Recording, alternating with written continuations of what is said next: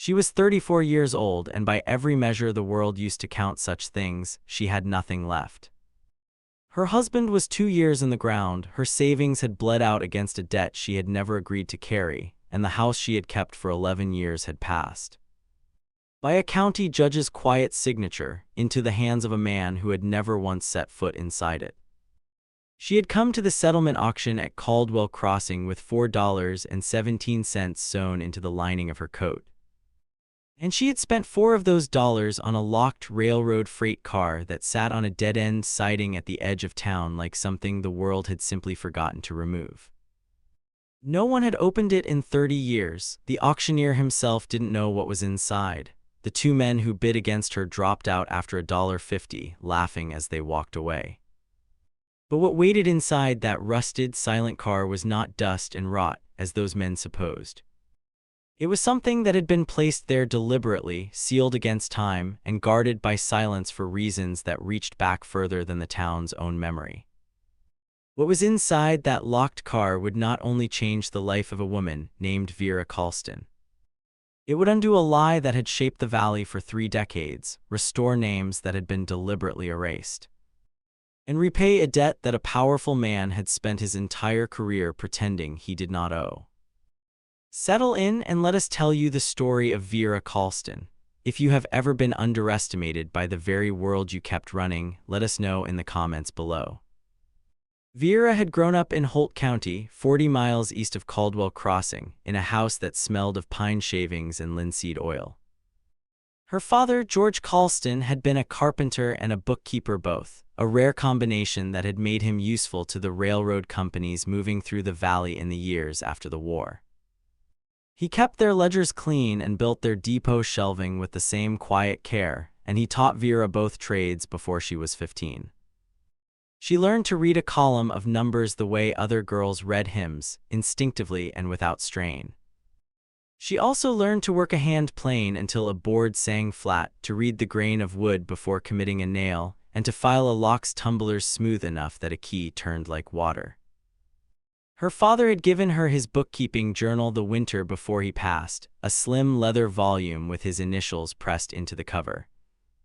And she had carried it with her through 11 years of marriage and 2 years of widowhood without ever setting it down.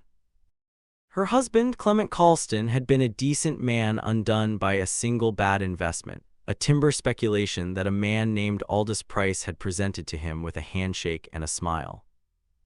Price was the kind of man who wore his wealth like good tailoring, smoothly and without apology. He ran the county land office, sat on the bank's governing board, and kept the sheriff's office comfortable enough that complaints tended to dissolve before they became records. When Clement died of fever in the autumn of 61 years after Vera's birthday, Price's office produced a promissory note bearing Clement's signature, claiming a debt of $600 against the timber contract. Vera disputed it. She had kept every receipt, every letter, every entry in George Colston's ledger tradition that she had carried forward herself. But Price's lawyer spoke for 40 minutes in front of the county judge, and Vera spoke for 8, and the judge ruled that the note was valid. The house, the garden plot, the small barn behind it, and the pair of iron-wheeled carts Clement had used for hauling firewood all passed into Price's hands within 60 days. Vera left with her father's bookkeeping journal, a canvas bag of tools, a coat with 17 cents and $4 still sewn into the lining, and a quality of silence around her that the women of Holt County described, quietly and among themselves, as a calm that made them uneasy. Not because she was frightening, but because she did not weep in the street, and people always distrust grief that finds its own container. She arrived at Caldwell Crossing by the Tuesday freight run, sitting in an open car with her bag across her knees and her eyes moving across the valley floor as the train slowed. Caldwell Crossing had once been a supply hub for 3 different mining operations running northeast along the ridge. The mines had played out a decade ago, and the town had gone thin afterward, the way towns do when the industry that fed them stops its pulse. A general store still operated, and a boarding house run by a woman named Bertie Foss, and a sheriff's office that kept its curtains drawn most of the time. The depot was still staffed by a single clerk named Otis, a bent man of 60 with fingers stained by ink and coal dust equally. The auction that Tuesday was held along the depot platform. 3 lots of unclaimed freight, a broken-down ore wagon, a pair of mules of uncertain age, and the freight car. The freight car sat 40 yards down the siding on rusted tracks, separate from everything else, as though even the yard had grown tired of looking at it. It was a standard wooden-sided freight car from the construction period, iron-banded, with a sliding door that had been sealed shut with a welded plate across the latch. Someone had gone to considerable trouble to make sure that door did not open. The auctioneer, a traveling man who smelled of bay rum and had no particular stake in Caldwell Crossing, gestured toward the car with his gavel and described it as an unknown lot, contents unverified. Sold as seen. He mentioned it had been sitting on that siding since the early mining days. Bids opened at 50 cents. 2 men, both wearing the rough canvas of day laborers, bid up to $1.50 between them before shrugging and stepping back. One of them said, loud enough for Vera to hear, that there was likely nothing in it but dead raccoons and 30 years of bad smell. The other one laughed. The auctioneer looked at Vera when she raised her hand at $2, looked at her again when she held at 3, and looked at her with something approaching bewilderment when she said 4 and closed her fist around her remaining 17 cents. The gavel came down. She owned a locked freight car on a dead-end siding in a half-emptied town, and the men around her found it very slightly amusing. She accepted the bill of sale from the auctioneer without expression, folded it carefully into her father's journal, and walked the 40 yards down the siding to look at what she had purchased. It was longer than she had remembered from a distance, perhaps 40 feet, and the iron banding had rusted to the color of dried blood. The wooden siding had gone gray and checked with weather, but it had held. The welded plate across the door latch was substantial work, not something a man had done in a hurry. She ran her fingers across it and felt the beat of the weld, which was clean and deliberate. Whoever had sealed this car had known what they were doing, and they had not intended it to be opened easily. Bertie Foss, who had watched the auction from the doorway of her boarding house across the street, came to stand at the edge of the siding that evening when the light was going orange and long. She was a wide-shouldered woman of 55 with a face that had seen weather and made its peace with it. She studied Vera for a moment and then studied the car. "People have wondered about that thing for years," she said. "Railroad company that owned it folded sometime in the early mining days. Nobody ever came back to claim it. The deed on the siding itself passed through 2 different hands, and I believe the county has it now, which is how it ended up in the auction." "Do you know who sealed it?" Vera asked. Bertie considered this carefully. "I know who was in charge of this depot when it was sealed," she said. "A yard supervisor named Harlan Rook. He's been dead 15 years. But I know he worked for the Consolidated Mountain Railway, which was the company Aldous Price had a controlling interest in before it folded." Vera was quiet for a moment. The evening wind moved through the sagebrush along the edge of the siding, and the old freight car made no sound at all. "I'll need a place to sleep," Vera said. "And I have 17 cents. Bertie Foss looked at her for a long moment. "I have a back room with a stove that draws poorly," she said. "You can have it for work." That was how it began. Bertie's back room was small and cold and smelled of old ash, but the walls were solid and the window faced east, which meant it caught the morning light. Vera had the stove drawing cleanly within 2 days, a matter of clearing the flue baffle and resetting the damper ring, which she did with a piece of bent iron rod from Bertie's woodpile and her own patient attention. Bertie watched and said nothing, which was her way of expressing approval. The greater problem was the freight car itself. Vera spent the first week simply assessing it. She walked its length each morning, tapping the siding at intervals, listening to what the sound told her about the wood beneath. The boards were gray but not punky. The floor, she determined by kneeling at the gap beneath the door frame, was intact. The welded plate on the latch was the main obstacle, but it was not the only one. Someone had also spiked the sliding door track with iron wedges, 3 of them, driven in at angles that would make the door bind even if the weld were cut. She needed a cold chisel, a heavy hammer, and a hacksaw with fresh blades. She had the hammer. Bertie lent her the chisel. The hacksaw blades came from the general store, purchased on credit against a promise to repair the store owner's account books, which had apparently not been organized since his wife had handled them 4 years prior and then taken ill. The store owner's name was Gideon Marsh, and he was a soft-spoken man of 60 who had stayed in Caldwell Crossing out of stubbornness and a genuine fondness for the valley. He handed over 2 hacksaw blades with the manner of a man giving away something precious, which in Caldwell Crossing's current economy it perhaps was. He also, without being asked, mentioned that he remembered Harlan Rook. Rook was a careful man, Gideon said, setting a tin of coal oil on the counter beside the blades. Not a bad man, I don't think, but he followed his orders without asking the reasons for them. That was his nature. He paused. The orders in those days came from the Consolidated Mountain office, which meant they came from Price's people. Vera added the tin of coal oil to her credit account and thanked him and left. She began on the weld the following Monday morning in cold air that smelled of coming snow. The hacksaw sang against the iron in long, scraping strokes, and the sound of it carried down the empty siding in a way that made the work feel both lonely and somehow significant, as if the sound itself was a kind of announcement. She wore her heavy gloves and worked in sections, cutting through the weld bead in 3-inch intervals, then going back with the chisel and hammer to break the remaining material free. The cold made the iron brittle, which helped. The sound of the hammer striking the chisel rang out across the yard in sharp, clear reports. By the second day, an old man appeared at the edge of the siding and watched her work.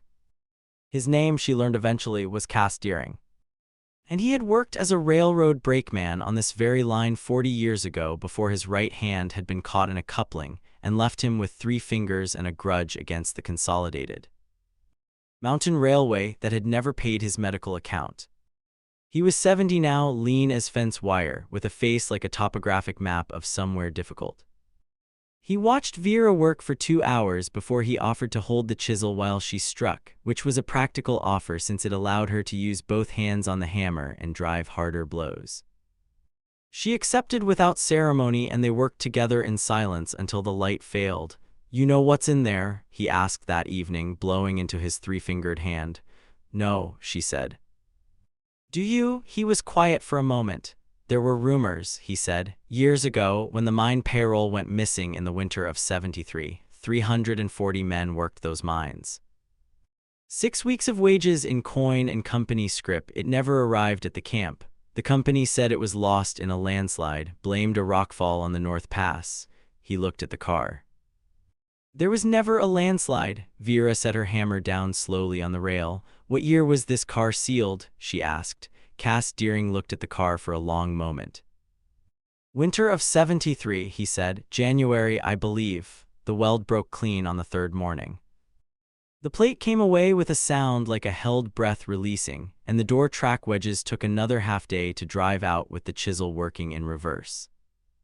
By the time Vera set her shoulder against the sliding door and pushed, the sun was low and the shadows on the siding were long. The door moved 6 inches, caught, and then with a sound like a groan from something that had been holding itself rigid for 30 years, it slid open far enough for a person to enter. The smell that came out was cedar, not rot, not decay, not the dead animal stench the laborers at the auction had predicted. Cedar, dry and deep, and beneath it something else, the faint metallic sweetness of old coin, and below that paper, a great deal of paper. Vera lit her coal oil lantern and stepped up into the car. The interior had been packed with deliberate care. Along both walls, wooden crates were stacked 4 high, each one stenciled with the Consolidated Mountain Railway mark. Between the crates and the floor, cedar boards had been laid as a moisture barrier. In the center of the car, bolted to the floor with heavy iron brackets, sat a strongbox roughly the size of a steamer trunk. And beside the strongbox, chained to the wall bracket with a padlock that had rusted but not collapsed, was a leather satchel. It was the satchel that Vera reached for first. The padlock yielded to the cold chisel without much argument. The leather of the satchel had dried and cracked at the folds but had not rotted.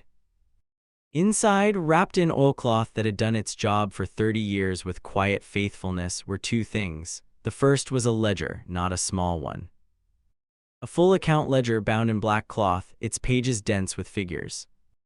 On the cover, in a hand she recognized immediately as a trained bookkeeper's hand, were the words, "Payroll Record, Consolidated Mountain Railway, Mining Division, 1873. The second item was a letter, folded twice and sealed with wax that had dried to powder. The letter was addressed to no one. But inside, in the same careful hand as the ledger's cover, a man who identified himself as Harlan Rook wrote 12 pages of careful, precise, witnessed account. He had been ordered, he wrote, by the Executive Office of the Consolidated Mountain Railway, meaning by its principal shareholder, whose name appeared in the letter without hesitation, to divert the January payroll from the mine distribution wagon and secure it in freight car number 41 on the Caldwell Crossing siding.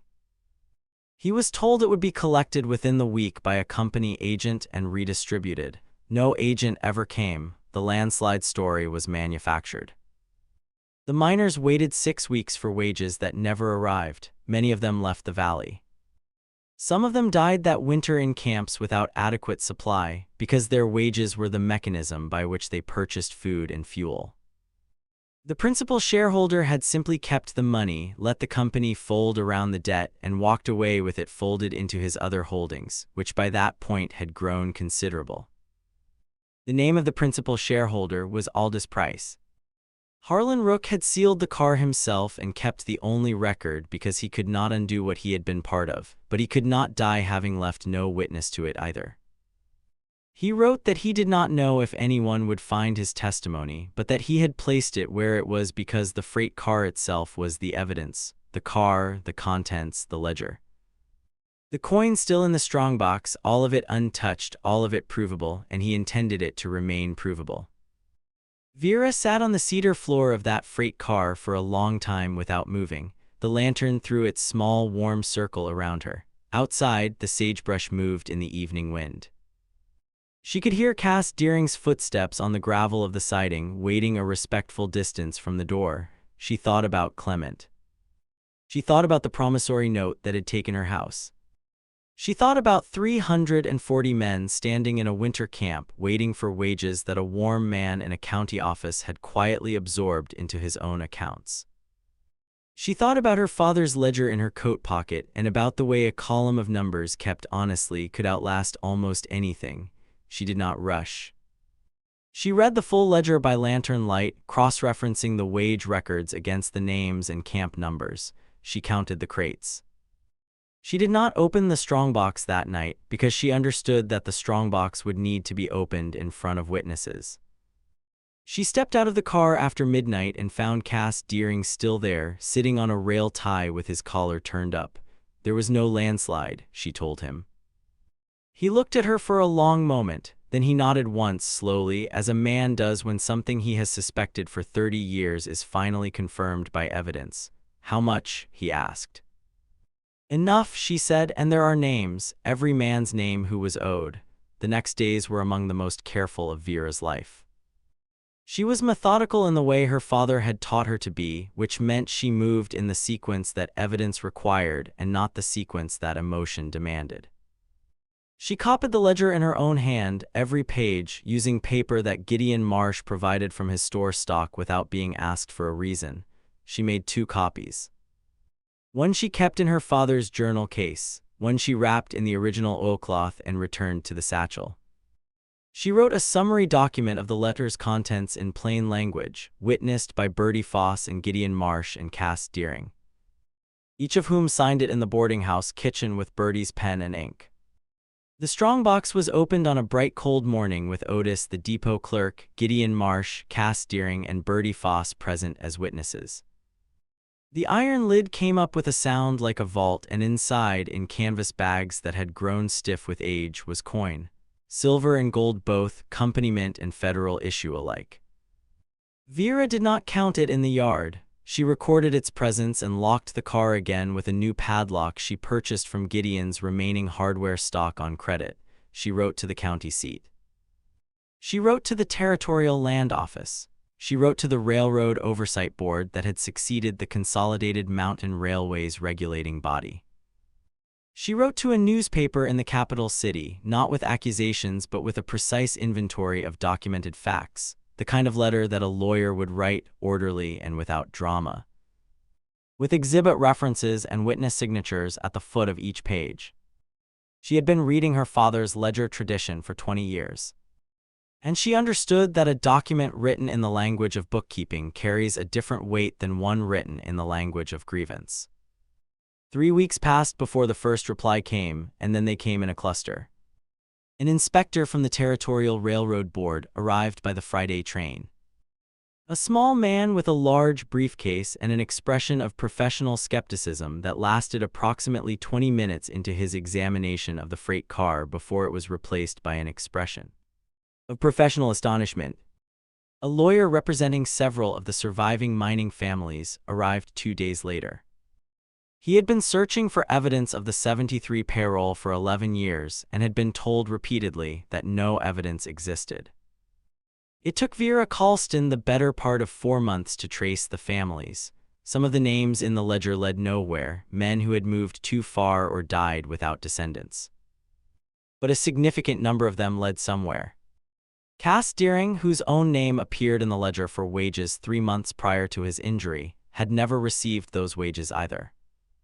A fact he had given up pressing because Price's lawyers had made it clear that pressing would cost him more than he could recover. Many of the mining families had settled within 200 miles of the valley. Letters went out, letters came back. Some of them carried a quality of disbelief that gradually softened into something rawer and harder to name. Aldous Price became aware that something was moving against him by the time the territorial inspector's preliminary report circulated. Price's response was the response of a man who had never been seriously challenged, which was to engage his lawyer and issue denials framed in the language of slander and misrepresentation. His lawyer wrote to the county sheriff, his lawyer wrote to the territorial land board, his lawyer wrote to the newspaper, but Price had not accounted for ledger paper. He had not accounted for oilcloths. He had not accounted for a woman who had spent 20 years learning to make columns of numbers speak clearly. Or for a dead yard supervisor who had understood that the only testimony that survives its speaker is the written kind. Or for the fact that the car he had ordered sealed had been sealed so well that 30 years of weather had not touched what was inside it. The ledger was the fact, the letter was the confirmation. The coin in the strongbox was the proof that the diversion had occurred and the funds had never been distributed. Price's own account records, subpoenaed by the territorial inspector, showed deposits in January of '73 consistent in amount with the payroll total. His lawyers argued that these were unrelated deposits. The argument did not survive the cross-reference Vera provided, prepared in the same careful hand as everything else, margin noted, exhibit tagged, and signed. By summer, 2 of Price's bank partners had quietly withdrawn from their joint arrangements.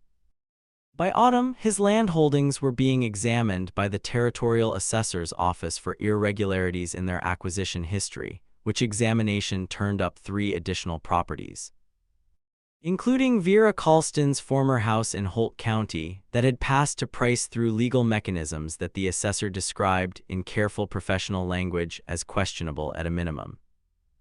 The county judge who had ruled on Clement Colston's promissory note retired from the bench before his term was complete. There was no announcement about why. Vera did not attend any of the proceedings in which Price's name was debated. She was busy in Caldwell Crossing. The distribution of recovered wages to surviving families and their descendants was a process that took the better part of a year. Administered through the Territorial Railroad Board, with Vera serving as the primary documentation resource. Each family that came forward with a name from the ledger received what the ledger showed was owed, calculated at simple interest for 30 years. From the coin in the strongbox and from a supplemental claim against Price's seized accounts. The supplemental claim was adjudicated by a different judge in a different county, and it held. Cass Deering received his wages and his medical account in a single envelope delivered by Otis from the depot window. He sat on his usual rail tie and opened it and was quiet for a long time. Then he folded it carefully and put it in his coat pocket and went back to helping Vera haul cedar boards out of the freight car to be used for shelving in the general store, which Gideon Marsh was expanding now that he could afford better stock. The freight car itself became something unexpected. Once the strongbox and the crates had been removed and their contents properly documented and distributed, what remained was a 40-foot cedar-lined wooden structure on a siding in a small town that was beginning, slowly and without fanfare, to have smoke in its chimneys again. Vera had the undercarriage checked and the wheels pronounced sound. She had new iron bands fitted where the old ones had rusted through. She fitted the interior with shelving on both long walls, a small iron stove at the west end, and 4 windows cut into the siding on the south face, each fitted with glass purchased from a supply run to the county seat. It became the town's reading room and meeting hall. Bertie Foss donated a table. Gideon Marsh donated 2 chairs. A school teacher named Miss Alcott, who had been living in a boarding house 40 miles north and teaching by mail, agreed to come to Caldwell Crossing when Vera wrote to her explaining that there was now a suitable space and a town that was reconstituting itself around a newly legitimate foundation. The children of the families who had returned to the valley to receive their recovered wages sometimes stayed because the valley was beautiful and the land was available and the history of what had happened there had been at last told honestly. The forge reopened in the spring. A man who had worked as a blacksmith's assistant in his youth and had spent 15 years doing other things came back to Caldwell Crossing because his grandfather's name was in the ledger and his family's recovered wages gave him the capital to reopen it.